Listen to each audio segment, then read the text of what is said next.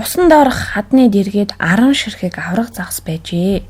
1 2 3 4 5 6 7 8 9 10 загас. Түрүүн хэлсэнчлэн 10 загас тэдний хоёр нь сэлээд явчихжээ. Тэгвэл хичнээн авраг загас үлдсэн бэ. Бодцгоё. Усан доторх хадны дэргэд 10 авраг загас байсан. Тэдний хоёр нь өөр газар руу сэлээд явчихсан. Хичнээн авраг загас хадны дэргэд үлдсэн бэ. Тэгвэл энэ нь 10-аас асна 2 тэнцүү хэдвэ гэсэн үг. Зургийг харцгаая.